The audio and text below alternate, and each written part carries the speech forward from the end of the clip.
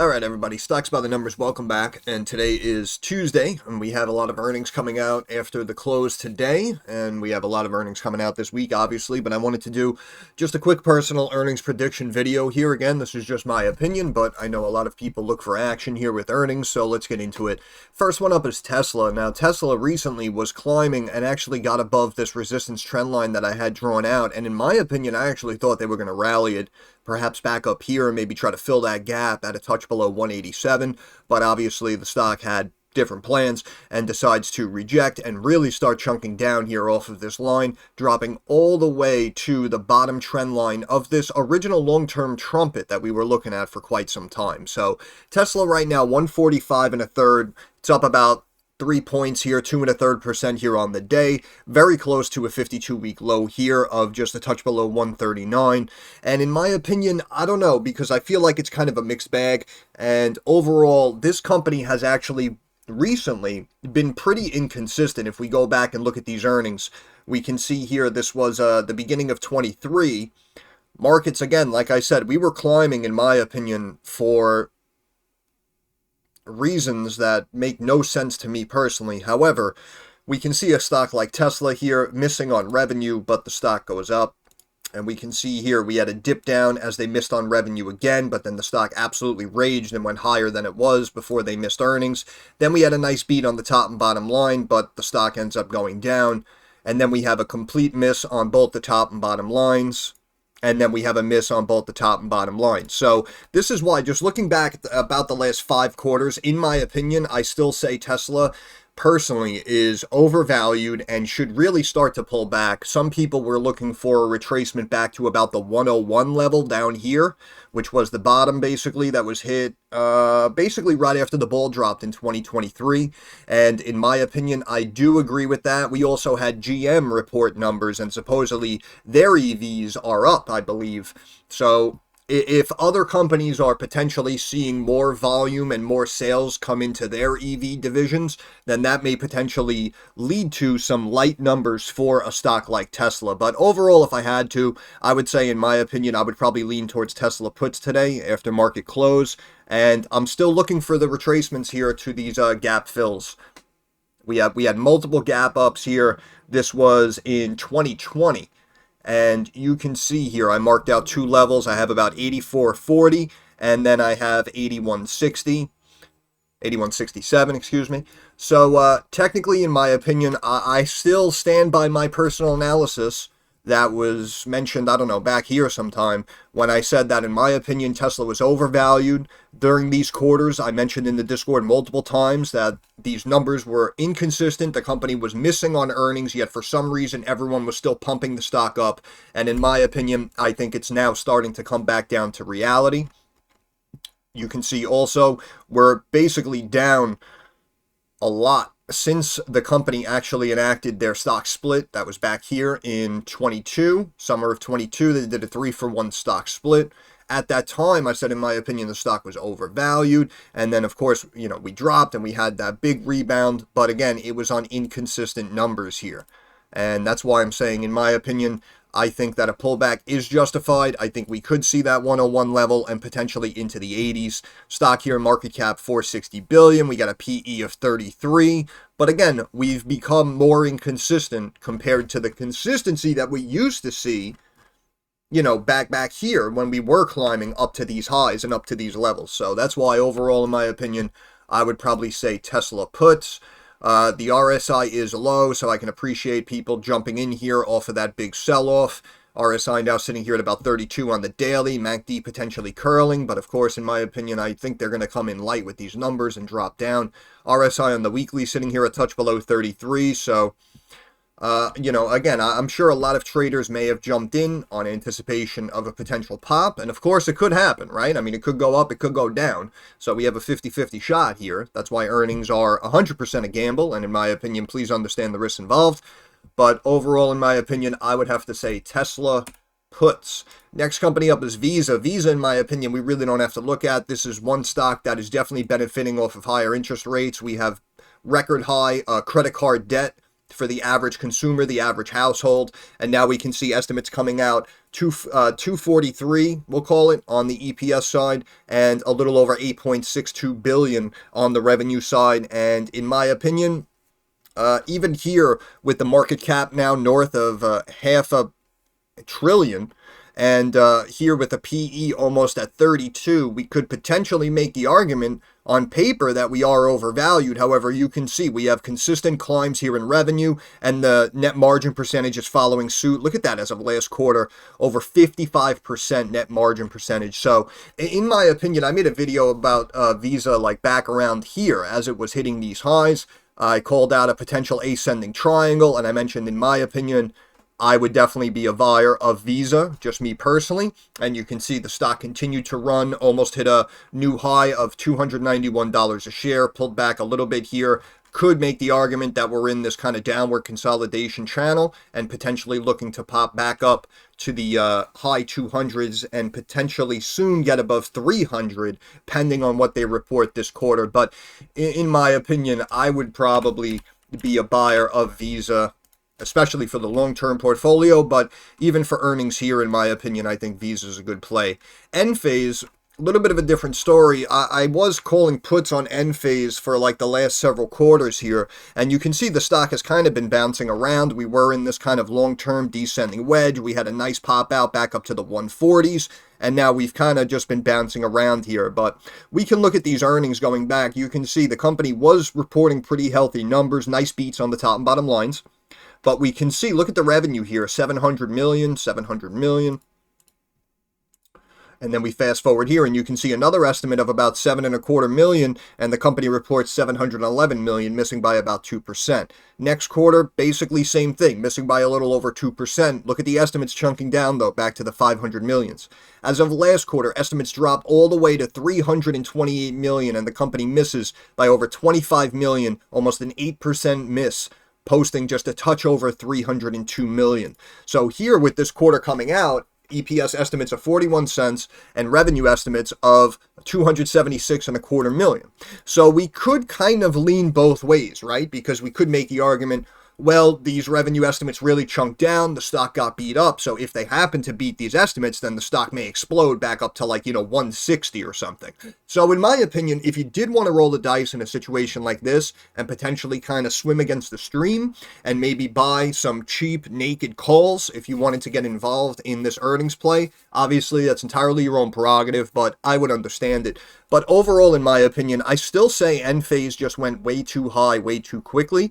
And in my opinion, it really has to start coming back down. And we have a market cap still of 15.5 billion. We have a PE of a touch over 36. You can see the EPS has been slipping for the last several quarters. And the revenue, of course, fell off a cliff, really.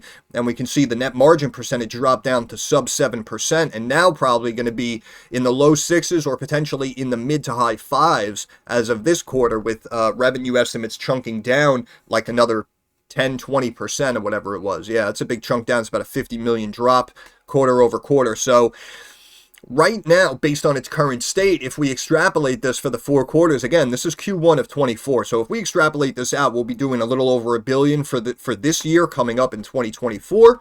And of course, that would be 14, 15 times annual revenue here with a PE up here at 36. So in my opinion, I still say personally it's overvalued, and I would probably personally, in my opinion, lean towards Enphase puts.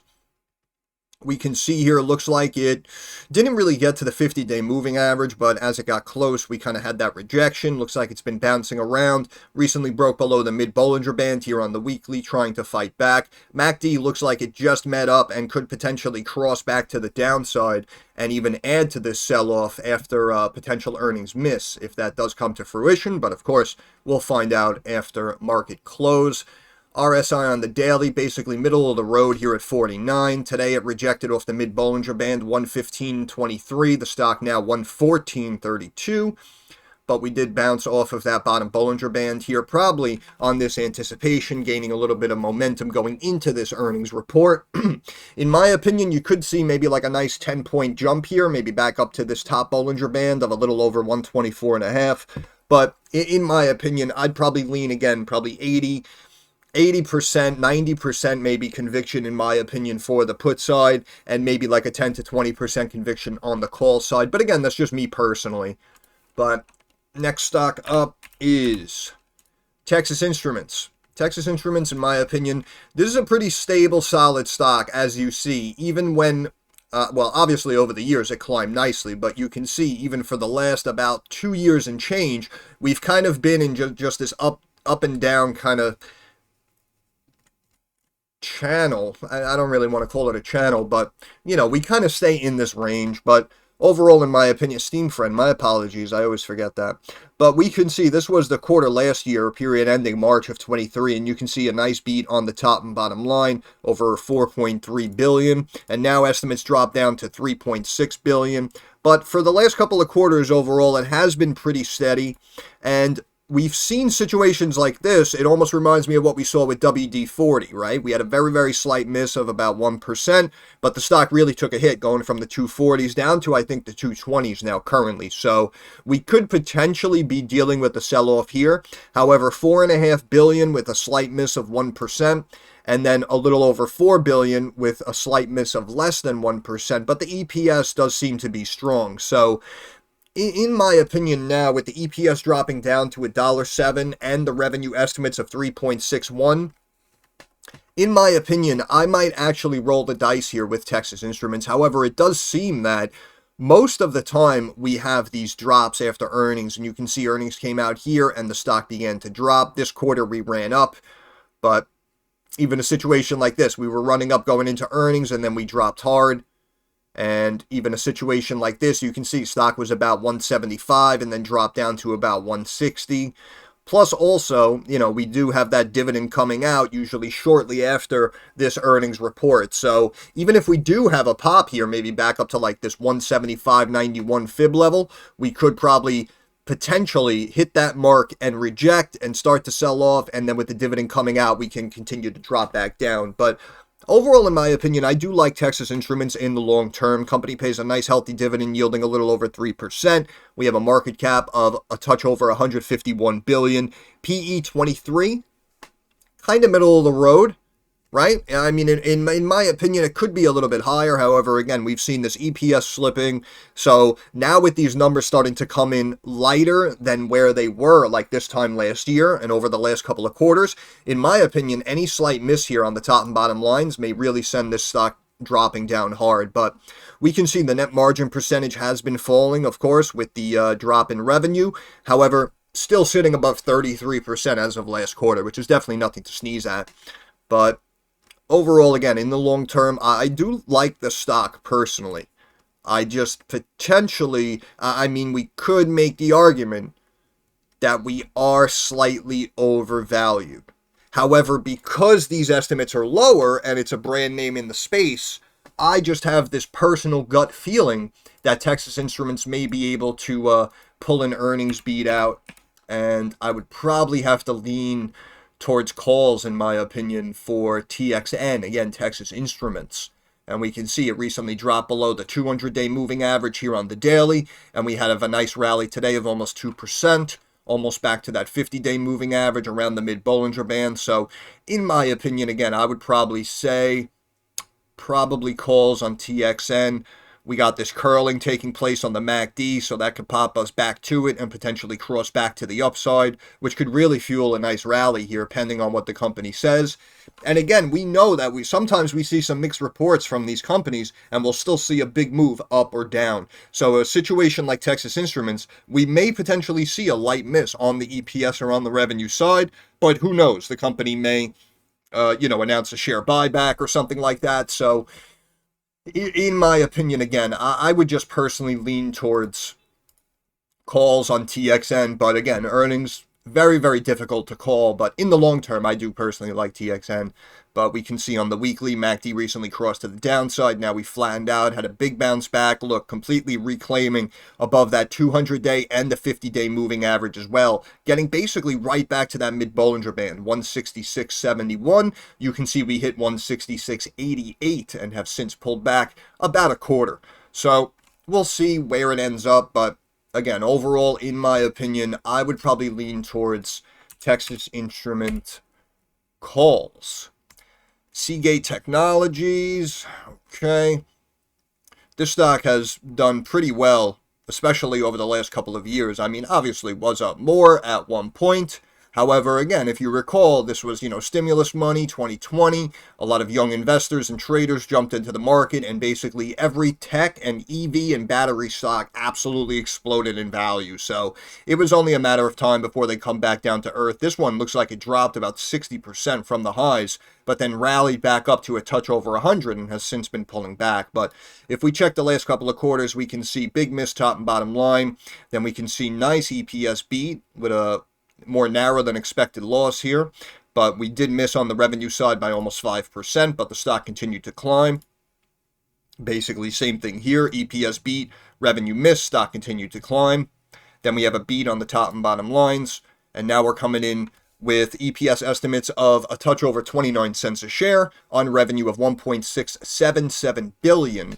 And we have a market cap right now, 18.33 billion. Company's paying a nice dividend yielding about 3.33%. We're still losing over $3.50 a share. However, we can see that EPS estimates have really started to run up here and start to rebound over the last couple of quarters. So in my opinion, big revenue drop sell-off there, but they were climbing nicely before 23. 7 billion as of last year, market cap 18 billion. So we're only trading a couple of times even last year's revenue on that big dip. So we could definitely make the argument that we are potentially undervalued here in the fundamentals. But I think if the company posts this nice EPS beat here of a touch over 29 cents and actually post EPS positivity, right? Because we were coming off these losses here for the last couple of quarters. But last quarter, you can see we went EPS positive on estimates of a loss of 6 cents a share. So if the company really turned around this positivity, then we may see something like 34, 35 cents a share here on the EPS side, and we may potentially take the stock even higher. Could also make the argument that we were kind of in this descending kind of consolidation channel, and now we're potentially breaking out. Looks like we got right back to around that 20-day moving average. So in my opinion, I would probably give them the benefit of the doubt. And we could see a situation where even if we have a slight miss, because we're undervalued in the numbers, in my opinion, we could potentially like drop down to 80 here and touch this fib level, but then we could potentially bounce and just climb and get back up to above 100 just because potentially we could make the argument that it's undervalued in the fundamentals. Let's check the debt out of curiosity very quickly. The debt has been exploding here on this stock. However, it looks like it's been consistently stepping down for the last several quarters. Cash, a touch below 800 million.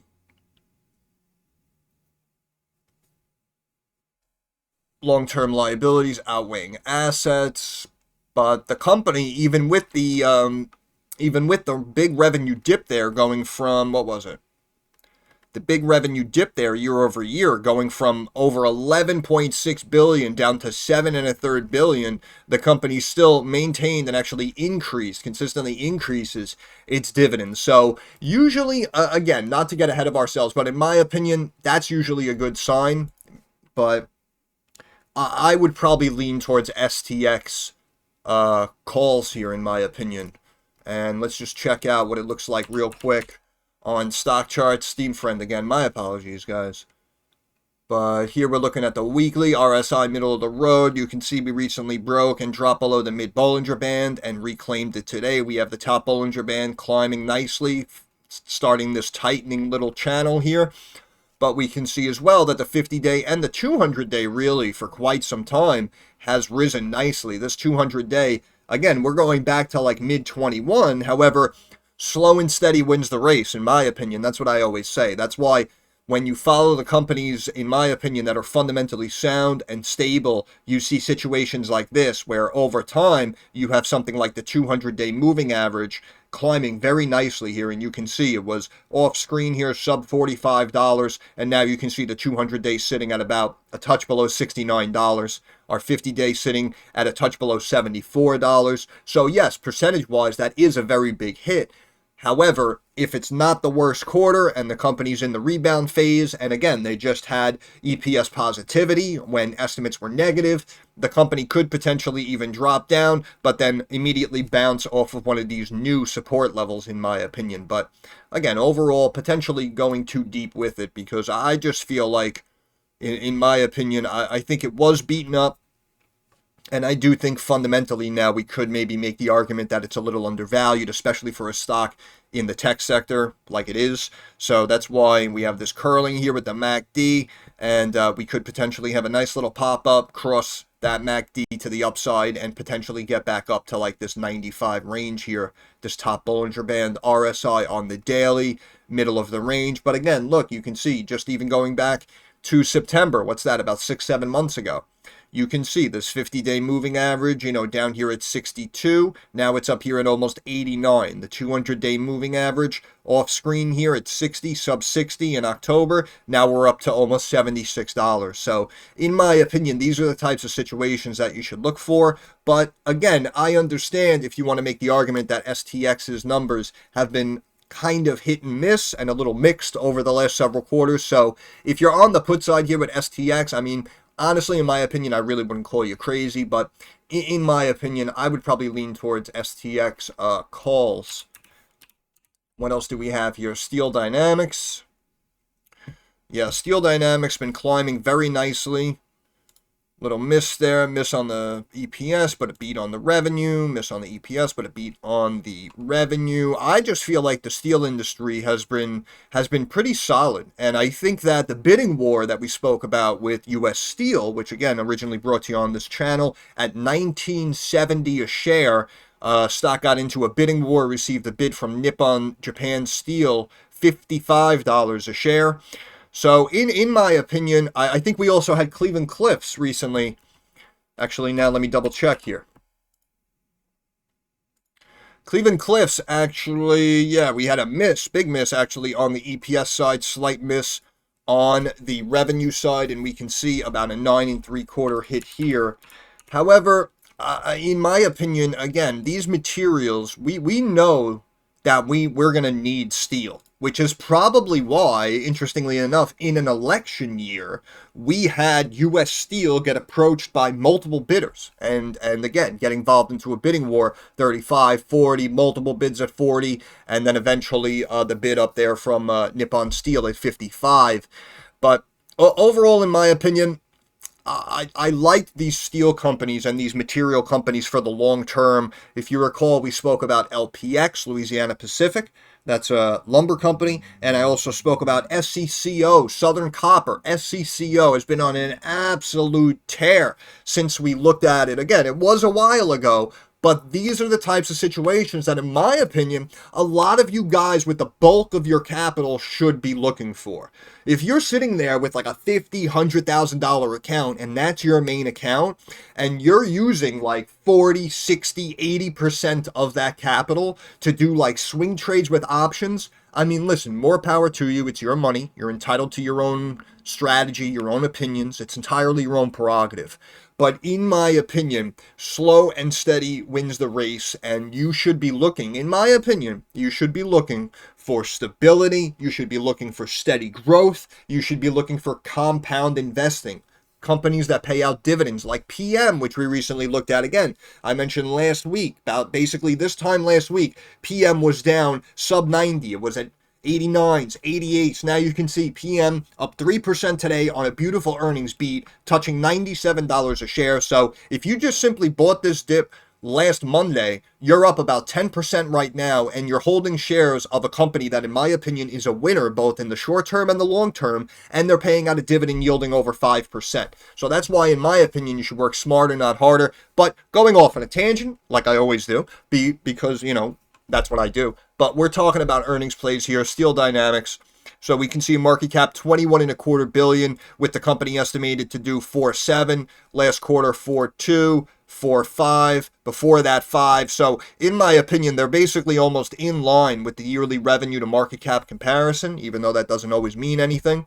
But they're paying a dividend yielding 1.33%. We have a PE 9.4, which we could make the argument that it's pretty low. However, I know U.S. Steel's PE is pretty low as well.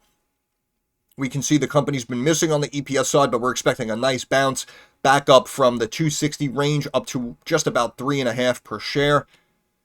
And look at this. This is what I mean. Coming out of the lockdowns, look at this. 10 billion, 9.6 billion, boom, doubling that to 18, getting up to 22.25 for last year, still maintaining almost 19 billion. So, again, I know it's been slipping for the last couple of quarters. 4.2, estimates back up to 4.7. In my opinion, I would give him the benefit of the doubt. I would, but again, this is just my opinion. But I would probably lean towards... Look at the growth of this stock here over the last couple of years. In my opinion, I mean, look at this. This was lockdowns, 15.25. Stock now 134.5. So this is what I mean. This is why, again, I know I didn't have the channel up during the lockdowns, but I wrote it out on my board. We're talking about hyperinflation. We're going to have to be printing money like crazy. And I wrote all the materials, all the minerals on my whiteboard, which is why when I started the channel, I was looking at stocks like LPX and SCCO and US Steel, because in my opinion, I quote unquote knew that all of these stocks would go up in value because the revenue was going to start chunking in because costs were going to have to be increased to the consumer or anyone else, really. But yeah, here in my opinion, I still say I like Steel Dynamics, and I would probably lean towards Cole's Steel Dynamics STLD. Last stock to look at is Mattel, and I said a while ago that I liked Mattel, and of course since then they've kind of been reporting these mixed earnings and kind of making me look foolish. We have some nice beats, then we'll have a slight miss on revenue, then we'll have a random miss on top and bottom lines, right? But then we'll beat again, everything will be fine, back above $1 billion. Look at that, almost $2 billion, phenomenal quarter right there. And then boom, we have a miss on the top and bottom lines. And now looking at estimates, we're back down to a loss of about 12.5 cents a share on revenue estimates of a touch over 833.5 million. So in the numbers, again, on the PE side, on the earnings side, we could potentially make the argument that it's a little overvalued, but we only have a market cap of about $6.5 billion with a PE of a touch below 31. And I like the beta. Again, the beta on the stock is the volatility of the stock in relation to the overall volatility of the market. You can see this is slightly less volatile than the overall market. Okay, recently coming off that miss.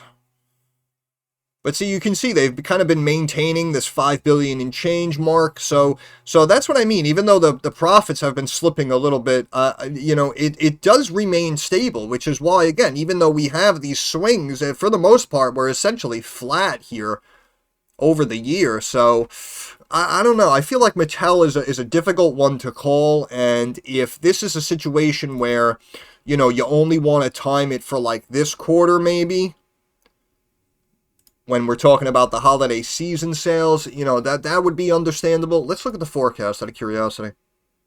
Yeah, see, everyone has a forecast up here in the 20s. We have 9 strong buys, 3 buys, and 5 holds. We have no sell signals, even though the profitability has supposedly been, quote-unquote, suffering a little bit. But you can see we have 5 beats on the revenue side, 3 misses. We have 6 beats on the EPS side, 2 misses. That's why, again, it is a gamble. But if I was a betting man, they beat this, they beat, look, 2 Q1s ago, they beat by 13.5%, bringing in $1 billion.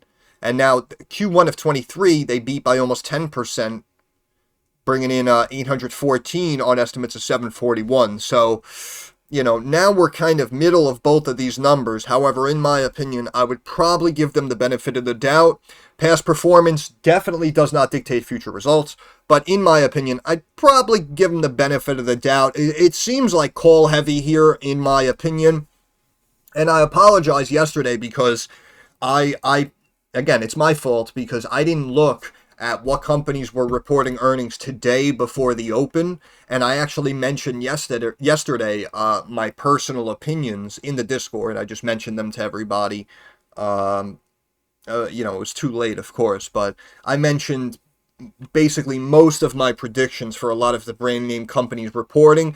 And of course, I got a bulk of them correct. But the problem was I didn't make a video for you guys. So my apologies on that one. So I wanted to make a video here today, but in my opinion, it does seem like a decent amount of calls. Again, the first one we looked at was Tesla. In my opinion, I would actually say puts on that.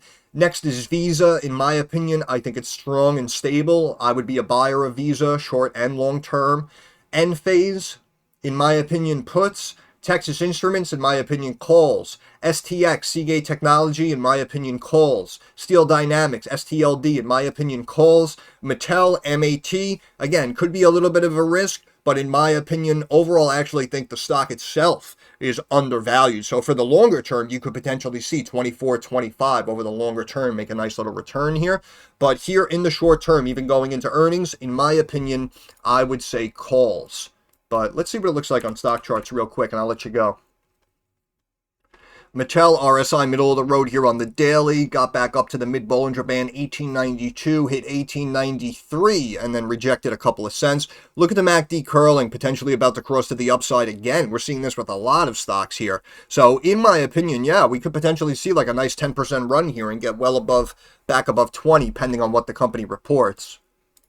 Switch over to the weekly very quickly. RSI, middle of the road. And again on the weekly, back to the mid-Bollinger Band here. 1894. Stock hit a high of 1893. Currently down a couple of cents from that highs.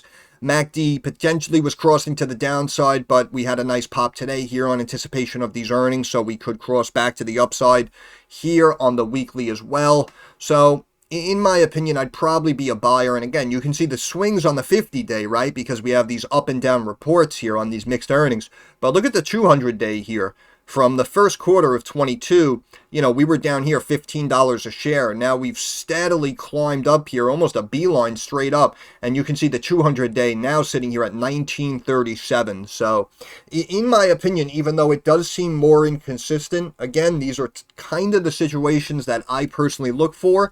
But, you know, if you come up with 10, 20 names that are more consistent on the numbers side compared to a stock like Mattel, you know, in my opinion, I would completely understand that. It was just a brand name on the list that was reporting earnings, so I figured we'd take a quick look. But, yeah, in my opinion, they may have beaten it up.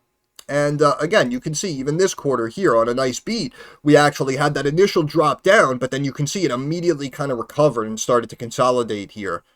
So that's why, in my opinion, we may have a situation where even if we drop, if you have enough time on these calls, potentially, you could maybe still see the recovery back to 20 plus and still end up profitable. But, you know, only time will tell. But I'm going to end it there. So once again, Stocks by the Numbers, thanks for stopping by. If you have any questions, comments, or concerns, drop it down in the comments section. I'm usually very quick to reply.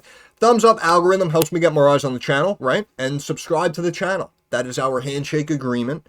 That is how you help me help you. But more importantly, moving forward, like I always say, I understand that these markets are rocky, they're volatile, they're very uncertain. Earnings plays, again, 100% a gamble. Please understand the risks involved. Got about a 50-50 shot, regardless of, quote-unquote, how good you think you are at analyzing these situations. Earnings, for the most part, very unpredictable. And we've seen situations where even if a company beats on the top and bottom line, if they potentially even forecast guidance in line or maybe even slightly below what analysts were expecting, we've seen stocks take hits on the slightest negative. So, you know, please just understand the risks involved. But those are my personal predictions, and hopefully we get more right than we're wrong. And if you jump into any of these plays, whether you agree or disagree with how I personally feel about them, obviously that doesn't matter. I'm wishing you all the best of luck. I hope everyone makes a couple of bucks. But I want everyone to have a good day. I want to thank you for stopping by. And if you're jumping into these earnings, best of luck to you. Thanks for your time.